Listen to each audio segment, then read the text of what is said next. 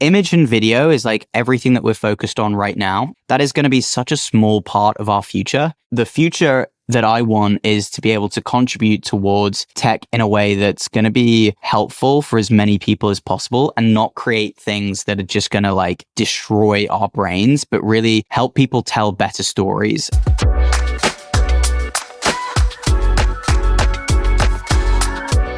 Welcome to another episode of the AI Download. I'm your host, Shira Lazar. Now, today we're talking about how the next generation is learning to create with AI and not just consume it.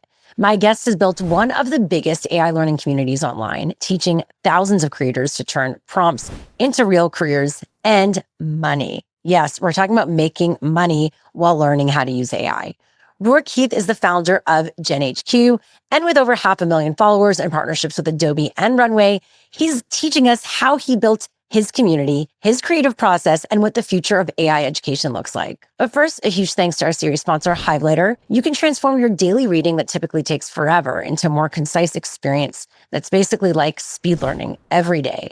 Go to hivelighter.ai to get smarter today. And now let's get into it. Here's my conversation with Rourke Heath. Well, Rourke, thank you so much for being on the show. Your content, when it shows up in my feed, I'm always blown away. Just to give people a bit of context, at the moment, we are trying to produce about 97 pieces of content, like bespoke content a month is where we're trying to get to right now. So it's a super intense, like rigorous production schedule. And we're trying to figure that out because we firmly believe that that's the future direction, especially in the AI industry, that like a lot of businesses are going to have to start to tackle. Like, how do we scale what we're doing? Like, once you've figured out how to do it, it's like, how do we now triple our output? And that's kind of the journey that we're on at the moment. How much content is too much content? Is there too much? I don't think so. I think, well, so just to provide a bit of context as well, about 2 years ago, I was doing Photoshop full time and I posted every day on short form platforms like Instagram for 420 days. And that was just my goal. My goal was to hit a year. And eventually we got to 420, but about halfway through my Photoshop journey, so let's call it day 210, I started to see more AI coming into Photoshop. And with that, I started to make tutorials on the AI aspects of Photoshop. And I noticed this like emotional reaction from the creative industry. And I was like, this is what social is all about, sparking conversation. So I dived like headfirst into AI and started to cover as many creative AI tools as I possibly could. We're on a mission to try and post 3 bespoke pieces of content a day now.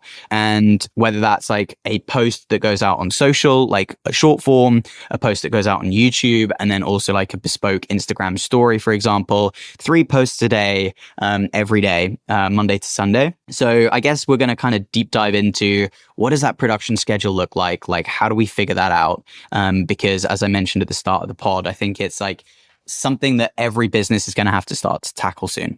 I want to get into that. I want to get into how you're also diving into education and what that looks like to be an AI educator and how you're building community as well. I mean, 2 years to do as much as you've done is pretty remarkable, to be honest. A lot of people, try to build on social and it's just hard. It's challenging to get traction. What do you think it was for you? How did that happen? When I first started creating short form content, I had a full-time job working at a creative studio in London, doing social media for other businesses. And I used to come home after a 9 to 5 and I was like, I really want this to be my full-time gig, but I didn't know how to make it work. So I used to come home after my 9 to 5, record till edit and record till about 9 o'clock, stop and spend an hour with my wife and just relax.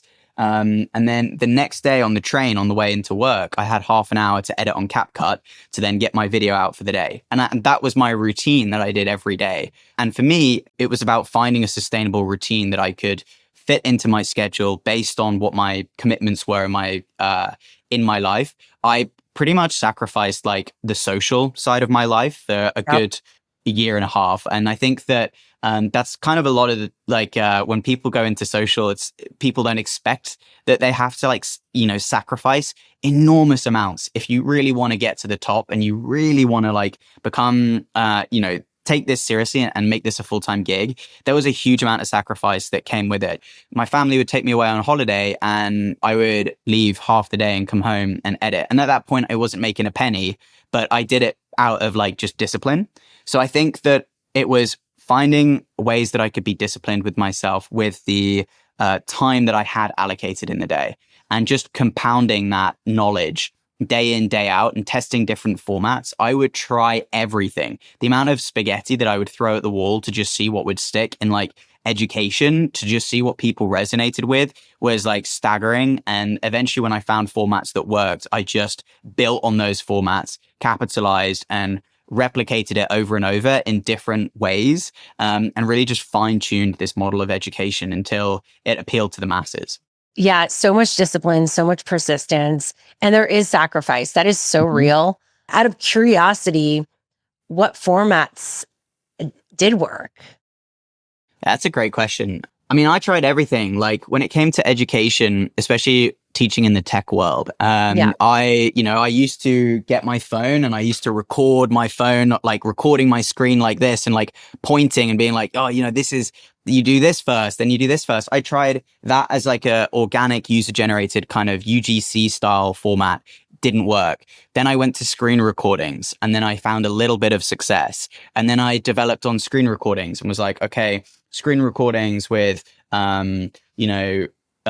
fast tempo. How does that go? And like try to be like this really exaggerated version of myself. Then I toned it back a little bit. And there was just so much Okay. exploration that I had to go through until I Yeah. found my own voice. And I also want to mention this is that when I got started on Photoshop, doing Photoshop tutorials every day, I had very little knowledge of Photoshop and what I was actually educating. But I would go away and I would watch a tutorial for like 10 minutes on YouTube. And then I would go and remake that in my own style. So I would go and learn the skill and then show other people how to do that skill. I wasn't an expert in it, but I would just take a 10-minute video that I watched and digest it down into 30 seconds so that people could learn it in bite size. And I just, tried to master like bite size education. So really like kind of, I don't want to use the word copying other people, but it really was, to be honest. Like I was kind of just copying other people that I aspired to be like, and just used similar formats, similar scripts, and eventually I would say after about 150 videos of posting every day, I just started to find my own voice. It's so important to share that, just the journey. It doesn't Mm. happen overnight. It really, it happens through iterating. And even, by the way, once you figured it out, there's still more to figure out, because then you hit Mhm. a plateau probably, and you get sick of the content. Like it's always like that. It's a Yeah. constant process. So I love that you shared all of that. I also wanted to know, obviously, you talk about AI, how much you use AI in the process of making your content. That is one, because the formats also become very cinematic. Like Mhm. you've shared how you are trying out UGC and this and that, and like the very, I guess that some of those could be a bit lo-fi, like, Mhm. and more personal, like Mhm. FaceTimey. Like I Mhm. tend to lean into that format these days. But Mhm. the stuff you do is pretty high quality while still, I Mhm. think, feeling personal. We have like two different styles of education that I like to say that we do on our page. I do like a top of funnel education on my Instagram stories. So I have two separate strategies. One is like on my Instagram story, I will make it very FaceTimey. So I will get my phone and I will open up my Premiere Pro project and I will hit record and I'll be like, I just made this video and here is exactly how you can achieve this result using X, Y, and Z tool. If you want access to this tool, reply to the story with the word AI and I'll send you a link. And I connect every Instagram story that I have with a ManyChat automation. It's a third-party platform, which is excellent. Connecting ManyChat, for those of you who don't know, to an Instagram story is like juicing it with steroids. I have 600,000 followers on my main page, and when I post an Instagram story that has a ManyChat automation attached to it, sometimes we get like up to 8,000 people replying to that story, and we get 100,000 views on Instagram stories with What? 600,000 followers, which is just wild to think that we're getting six-figure amount of people to watch an Instagram story with, that's a sixth of our audience, because all of them are people who follow the page too.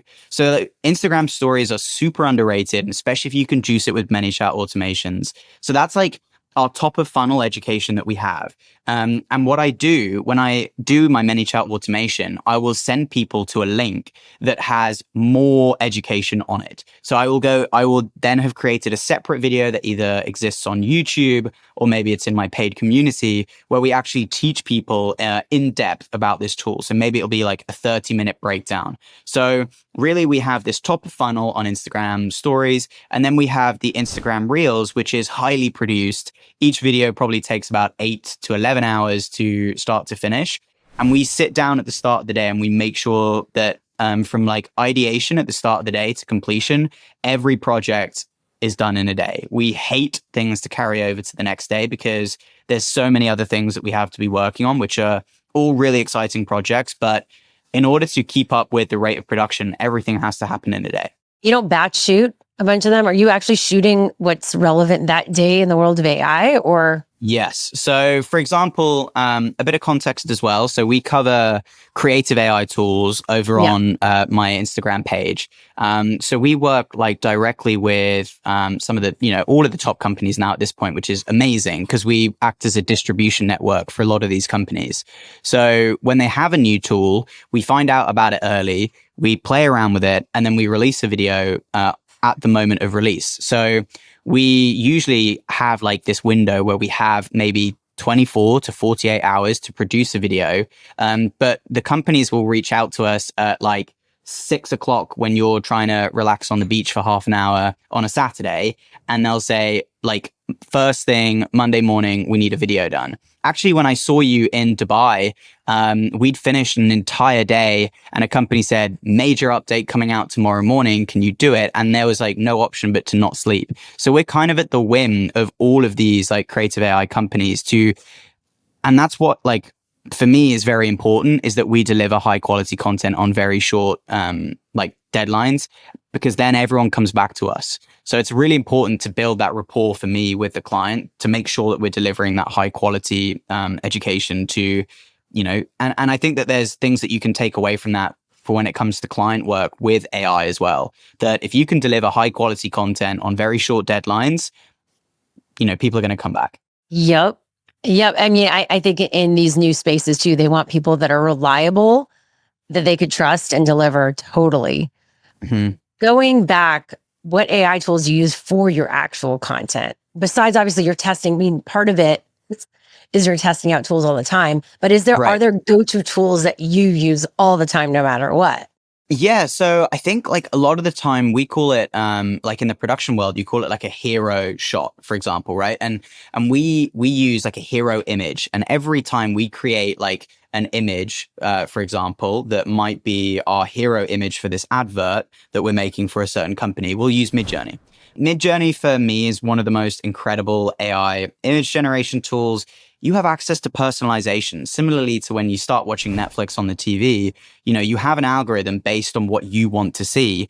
With AI tools, Midjourney has its own personalization feature where when you sign up to the platform, you have to click through 200 images and you have to say, I prefer the image on the left or I prefer the image on the right. And after you've done that, you then have a personalization profile, which you can then use so that you only start to see images that you like. So Midjourney is like great because we've been fine tuning our like personalization over there for best part of 2 years now. And it's just incredible. It's so, so good. So we get so much rich content out of Midjourney. And then we take that image to loads of other tools to create like different angles, different shots, different whatever it may be. Another essential one that we're using in almost all of our videos now is Kling 2.1 first and last frame. Okay. So for those of you who don't know what that is, Kling is a Chinese AI video model, and it is like a really beginner-friendly AI video model where you can upload an image, write in a prompt, and it will give you out a video output. But what's really cool about this specific feature that Kling offers is you can upload a starting image and an end image, and it will connect the dots between your starting image and your end image. So with this, you can create like crazy camera controls. If you can generate like multiple different angles of one scene, you can plug that as your one angle as your start frame, another angle as your end frame, and then you can, it will create like a dynamic camera, like kind of swirl around like your scene. So we use that all the time in all of our videos at this point. How are you using it? Or is it you talking on screen, like the first shot and then shot, and then it's creating that? Or are you talking about B-roll? It's B-roll. So a lot of the stuff that we do to break this down, we create all of the visual content for our my Rourke Heath page. We create all of the visual content first, in terms of there'll be no camera work from me, no script work. We don't script any of our videos. We specifically will edit the visuals first, and we'll make sure that the tempo of the visuals that we create matches with how quick the pacing of the video should go. Once we have a video that's ready for me to sit down and record, I will then sit down and I will narrate, and I will press play on Premiere Pro. And in my peripheral, I'll be looking up at the camera like this, and I can see the video playing like underneath my eyesight. And I'll be like talking about what's happening in the video and doing the narration and education over the top of it. And then we'll stitch the two together. But I will match what I'm saying when I'm recording to the speed at which we edited the video at, to make sure that we get everything in like the right duration. So much good stuff. I love how you're really bringing us behind the scenes of how you create your videos. I think it's such an important thing that as we're all becoming creators, or you are already a creator, to know how it's done is so cool. But then beyond these videos that you're doing, which it seems like you have an incredible process, let's talk about GenHQ, your AI editing tools community, like all the communities and courses and what you're building out of this. Yeah, it's a great question. So GenHQ is a creative AI education platform that I started about 3, maybe 4 months ago. And we actually went public about 40 days ago. And in that time, we're sat at around 450 members. It's around $100 a month to subscribe into GenHQ. So the math there is like, I think it's generating roughly around 45,000 monthly recurring revenue, which is super exciting. We were talking about this when you were just getting started. You were telling me how other people were doing this, how much money they were making. It's just wild. Yeah, it's a really lucrative opportunity. I think like there needs to be systems in place to scale it effectively. And like, you know, we have like full-time staff members dedicated to this.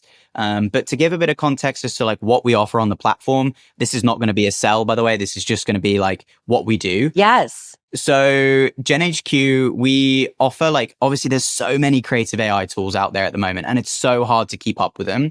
I really kind of noticed that there was a need for people to rely on a single source of like education where they don't have to listen to all the noise on social media, because there is so much of it. They need someone who can they can rely on to just give them direct knowledge as to what they should be focusing on, what tools are industry standard, and where is the industry headed.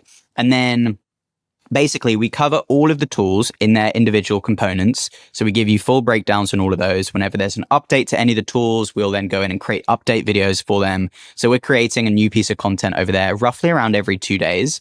We also do interviews with like industry experts. So people who are charging like $100,000 plus for AI adverts, we'll interview them and they'll give you all of the information so that you can go and start like putting those skills into practice today. We'll also interview like some of the founders of these creative AI companies. We actually invite their staff members to come in and give education so you can learn directly from the source. And yeah, we then do weekly challenges. We encourage you, hold you accountable to your education so that you can start practicing. And we've got people who've already made within 3 weeks of joining, we've got people who've landed 40,000 euro contracts, 26,000 euro contracts, who have a 9-to-5 job already, who are just learned these creative AI skills, marketed themselves appropriately, and we teach you how to find your first paying AI client as well. So we're really trying to build the future generation of practitioners and people who want to actually go out, learn these creative AI skills, and then start a new life. We've got lawyers in there who are like, I have no experience in the creative scene, but I want to start. I always wish that I could have done something in the creative world, and they're now learning. We've got like creative director at Apple is in there, head of innovation at Netflix. We've got loads of like people who are learning directly from inside of GenHQ and applying it into their businesses. So cool. And I love how there's that goal in mind. Of course, it's to just learn and be curious because this is all here and we all need to learn it. But the fact that you're saying, like, we want to get you your first job, like, we want Hmm. you to make money doing this Hmm. is so helpful and needed. Mm. I think that's like what a lot of creators miss in education is like, sure, you could throw spaghetti at the walls, but like it gets to a point as like, at what point do I start to monetize? And I think if you're like truly passionate about what you're doing, I think like it took about 6 months for me to earn my first dollar from anything that I was doing social media, and I got paid like $800 for a brand deal from like a video editing company, and I was like so stoked at the time. And I think that people need to understand that it's a long road, it's a long process, but if you put in a lot of hard work and you build like a personal brand attached to the business as well, which we're trying to work on, then you can build businesses off the back of it. And that's what we've done. We've got 3 or 4 columns to our business at GenHQ. The education is just like one side of it. What are the other sides? So we offer actual client work. So we just done some client work for one of the biggest celebrities in the world, which has just come out this weekend, which has been super exciting. Big, cool artist. We do consulting. So I've worked with companies like Vans, North Face, Timberlands, doing like education inside of companies. So we consult, we do client work in terms of fulfilling AI ads and work for businesses. We have the education side of things. And then we have the Rourke Heath like brand. So those are like our 4 pillars. I love that too, because as someone who has my own personal brand, but also a company that's also helpful, people wonder, how do you break it up and how do you do it all? And there's a way to do it all, but you just need to create a model around it. It's not one or the other. Like, I think the smartest people, obviously, everyone leans on their personal brand. You have that no matter what, but you can't always put everything you're doing outside of that into that. And, building a company is still important, and we want to encourage that. People take the course, and what you have in mind for them is to help them make money doing it. It's not just about, hey, we want you to learn this. It's like, no, you could leave here and possibly get a job. Yeah, 100%. And that's exactly what we preach, because there's been companies, who've come in and offered jobs to leave what I'm doing and go and work full time at some of these awesome companies. And when I get these contracts sent through to me, I actually I think I can say this because I'm not NDA'd by any of it, but I actually show these contracts inside of GenHQ and I go, these are the skills that the top companies in the world are looking for. Go and reverse engineer all of these skills that I've got in this contract and go and start learning that and go and implement that so that you can become more employable. So we did that in a module recently. And I think that that's really important. We also get a lot of people who are hiring people out of GenHQ on 6-figure salaries, and that's epic. It's just this industry right now in the creative scene, the supply and demand seesaw is just absurd in favor of there's so much demand and there's such a little supply of people who can fulfill creative AI work to a solid standard. We're just trying to give people the skills they can to set them up to succeed, really. What are those skills right now? When you're talking about skills that you need that are getting people hired in this space, as a lot of people are scared of AI taking jobs and the economy changing and everything, what do people need to know? I think people need to know, for now, anyway, for the next 6 months, is a solid understanding of video editing.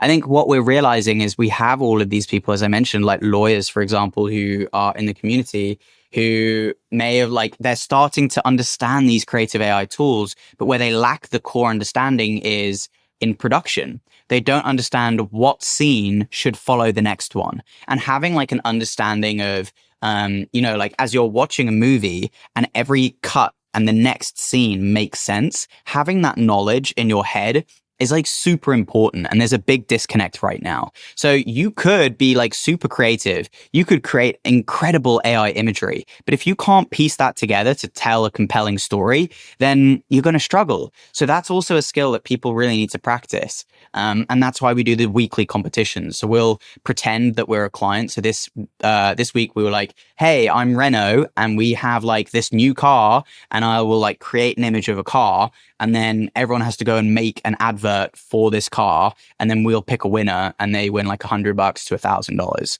And that way, people learn and practice over time to actually learn what scene should come next, and they can see what other people are doing, like and the winner, they can be like, okay, that's what's good, I'm going to copy that for the next one, so that people are learning all these skills from each other, and it's just incredible.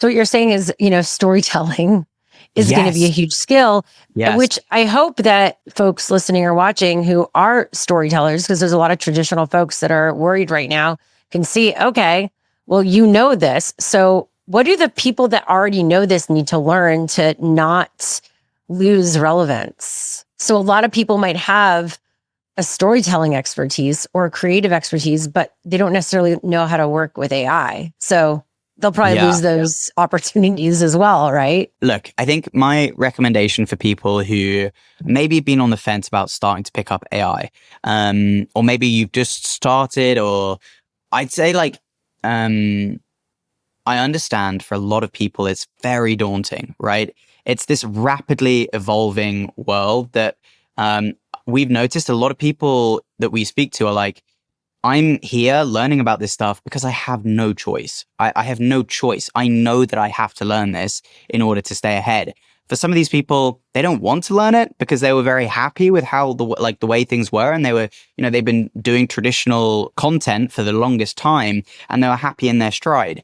And I sympathize hugely with those people. I think that just unfortunately with the rate that tech advances, you have no choice but to start. And starting somewhere is better than not starting at all. So I would recommend as a first steps is to go on social media and start following some of the top creators in the creative AI space.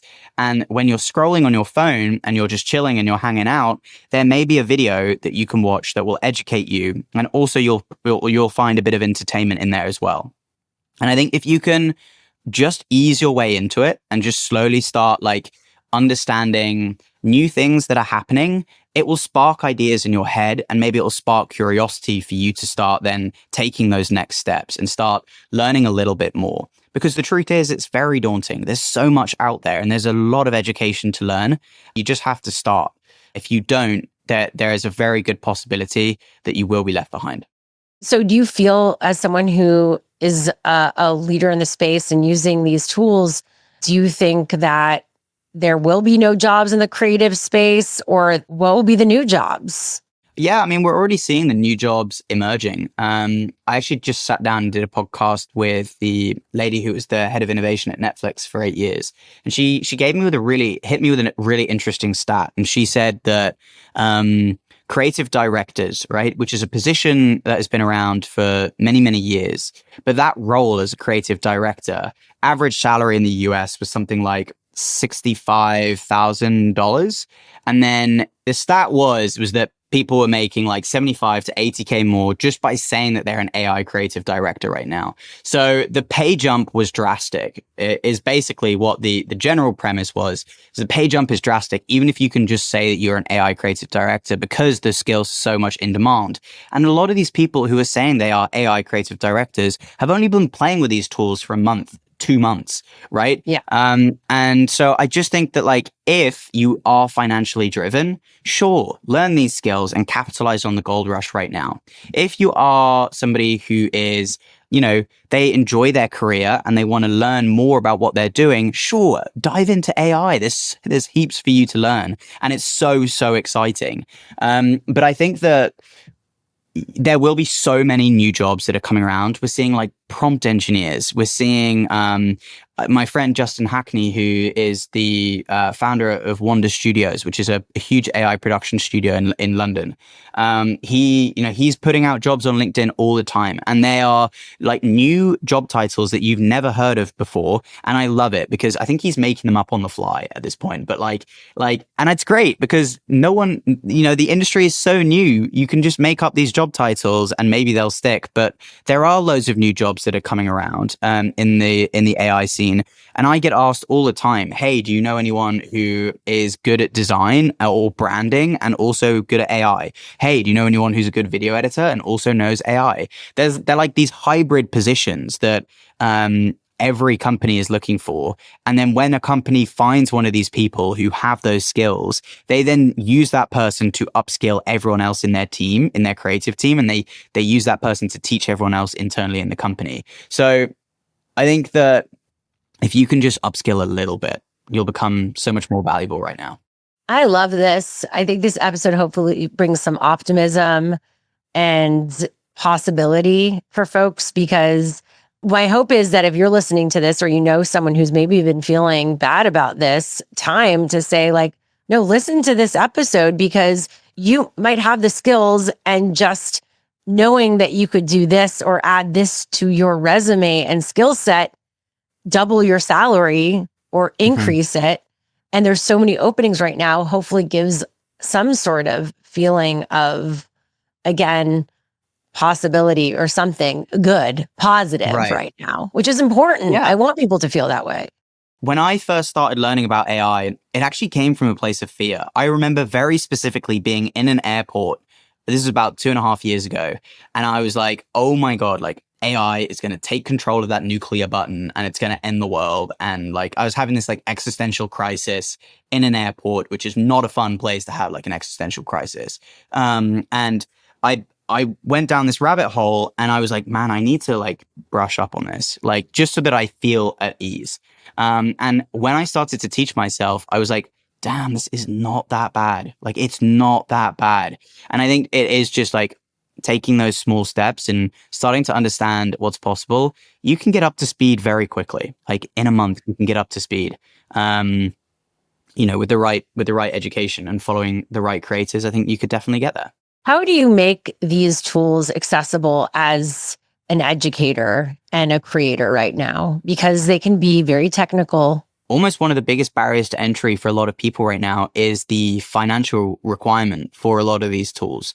Obviously, they're all token based. So if you don't know, like when you generate a video, right, you buy a subscription to a company, let's call it Google in this example, and you get allocated a certain amount of credits. And as you generate each video, your credits dwindle until you have none left. And then you have to wait to the next month until you get, your pocket money that you can then spend on creating new videos. So I think for a lot of people, there's so many tools out there that it's really difficult to actually start learning and being able to explore, because when you're learning, you're actually having to spend money to learn because each generation costs money. So what I recommend to people is to use a creative AI suite. So whether or not that's a product like a company called FreePick, or whether or not it's a company called Higgsfield, what these companies do is they add in all like a load of different AI image models, video models, all under one subscription so that you can explore and play around with all of these different tools under one subscription. Okay, that's great. I didn't even know that. And it's true. Testing and playing costs money. And that's the biggest thing. I get worried that people that have not been part of these tech movements are going to continue to be blocked out because of just pure resources and access, which sucks. Like, I don't want that to happen. So a bit of context as well. In the AI world, we have these like closed source models, right? Which is models which you cannot run locally on your computer. So you have open source models, which are actually free to use. So you can explore as much as you want, but you have to download it and run it locally on your computer. And that requires you to have like either an expensive computer or on some like Macs, they pretty much just like self-implode if you try and do that because they're not strong enough to do it. But if you have like a big chunky piece of machinery with like all these fancy GPUs in your computer, then you can run things locally and explore. But for most people, they can't afford the big chunky computer to begin with. So I would recommend signing up to a platform like FreePick or Higgsfield, for example, and just playing around and just learning and testing. You can get subscriptions for like $8 a month and just, tinker around. You're an educator. So what does the future of AI education look like for you? I believe that my job will be obsolete in like the next 8 months. Like I think that 100%. These AI tools will become so easy to use and they'll be so, we'll see like wide scale adoption over the next couple of years. Like, I firmly believe that we're about 1% adoption for creatives right now. But I believe like in a couple of years, that needle will shift to about 60%, maybe up to 80% in the next couple of years. Because people will be they'll have no choice as things become cheaper and easier. So I think that my job will be obsolete in 8 months, around that time. Is in if I stuck to what I was doing right now, because the AI tools would be so easy to use. They'd be so simple to understand. You could write in basic ideas and get incredible outputs. You won't need to edit your videos. There'll be all of these things that do everything for you. And you'll just be able to talk to it with very natural language. God, I'm waiting for that. Yeah, we'll be able to get to a point where it's super easy, and that will help, scale production. But the question that comes off the back of that is, how do we cut through the noise as creatives? If everyone can create content that is like super easy, right? It takes no time at all. How do we cut through the noise? Because that's what we try and do as creatives. We try and spark conversation. We try and cut through the 97% of crap that exists on social media to create meaningful conversation. So I would say that like it's those creators who have a deep understanding of what constitutes as good quality content and bad quality content. Those people who have that radar of being able to identify good quality content will infinitely succeed in this AI rat race. Whereas people who maybe haven't, either been a creator in the past, are learning from scratch, and they have to go through this process of figuring out what is good content, it's going to take them a little bit longer to start to go crazy with these tools, because you have to have a good understanding. And when I say like a good piece of content, I mean that like top 3% of like videos that you're like, before you even post it, Shira, you're like, this is going to go viral. Like, it's a good piece of content. I don't know. I feel like I'm trying to be more data driven, like you. That gets tiring. And then then I rebel and being like, F it, I'm just going to post what I feel. And that's obviously, so I'm trying to find the balance right now. But I also feel like if a lot of the content you make is reactive, in a sense that you're talking about current topics and trends and things like that, if something is a big topic, then you probably are like, this is probably more likely to go viral than like something else that's slightly old. Definitely. So even just understanding things like that and being able to jump on important topics quickly and being able to be effective with your communication, I think as well, is like, if you can balance that, you'll go to the moon. You just said in 8 months, you're not going to have a job though. So like, you're building all this infrastructure, all this stuff. Why? And like, what are you going to be doing? What's the future of the work you're doing? Image and video is like everything that we're focused on right now, in terms of we teach people how to make images and we teach people how to make video. But this is like, with the rate of tech right now, that is going to be such a small part of our future, like that we will look back and be like, oh my God, we used to watch videos. That's like so lame. And I really think that like the future that I want is to be able to contribute towards tech in a way that's going to be helpful for as many people as possible, and not create things that are just going to like destroy our brains, but really help people tell better stories and make meaningful pieces of content that's not slop. The future of what I'm going to be focused on is going to be, I call it world building and augmented reality. These are the two next things I've got my eyes on, like past AI. So it's like, now we can upload an image to a world builder, and now using my keyboard, I can move around this image, and it will infinitely generate a world around this image. So as I look around, it's now like a fully simulated environment. So I want to learn and teach people how they can make those environments, how we can then build inside of those environments, and then how you can, start, eventually building ecosystems inside of that makes sense in the creative industry, tech industry. So that's one side of things. But then that also plays into augmented reality, because I'm sure that we'll be wearing a device that allows us to explore these worlds. And I think that in the next year, that's probably where my attention will be focused. I have you here. I need to ask you about your thoughts on the Sora app. With that, we just mentioned slop.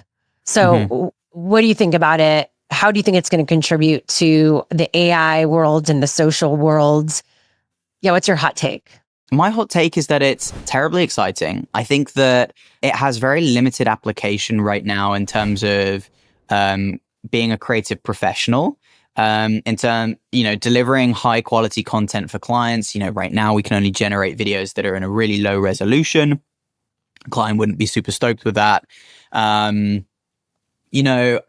love the fact that we can now generate video that has edits, and it's like edited together for us with sound, lip sync, and all of that. I think that's really exciting. Also kind of freaked me out, like as a video editor and someone who's so passionate about video editing, what does the future look like for us video editors? I think we're going to start seeing some things in the next couple of months that might start freaking us out a little bit in that area. But I am excited about it because it's a good step in the right direction for people who don't understand what shot should come next. It will do it automatically for you. So that's really exciting. It'll cut to a different camera angle, for example, that makes sense. And that's sick. It's doing all the work for you from a basic prompt. Love the fact that we can put ourselves into it and train our own cameo. That's epic. I think it's super shareable in terms of being a thing that you can get your friends involved with and make videos of you and your mates. I think that's awesome. What they've hit home with is personalization, which is, another whole topic in AI. But being able to create hyper personalized experiences using AI will also be the next big thing over the next 6 months. So this is a step in the right direction. I think we're quite far away from it being a tool that we can use commercially, but I think it's pretty fun to play around with. Yeah. And finally, what does it mean to be a creative professional in the AI era? And what final message do you have for folks before you leave?